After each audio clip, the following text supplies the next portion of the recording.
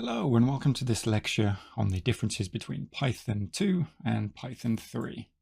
There are several key differences between using Python 2 and Python 3. Number one, syntax. Python 3 has a slightly different syntax compared to Python 2. For example, in Python 3, print is a function rather than a statement, so you need to use parentheses when calling it. Number two, division.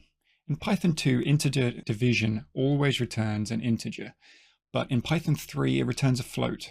To get integer division in Python 3, you can use the // operator. So number three, Unicode.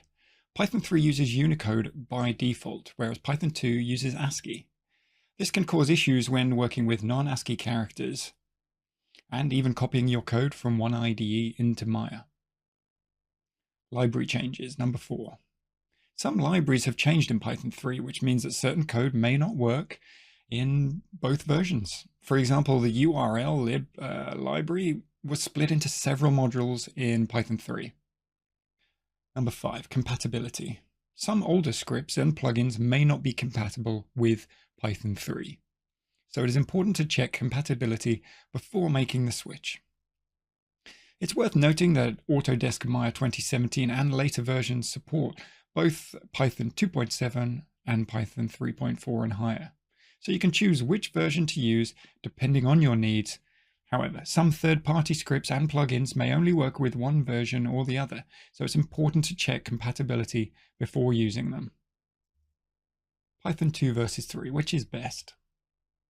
I believe at the time of writing this in 2023, there is little doubt that Python 3 is a better and more refined language than Python 2. Firstly, you have to remember that since 2020, Python 2 is no longer being supported, so it makes very logical sense for new projects to be written in Python 3. Secondly, since Python 2 is no longer supported, all new developments lie on the Python 3 side. Python 3 has experienced constant improvements following every new upgrade. The most recent version is Python 3.11, released in October 2022.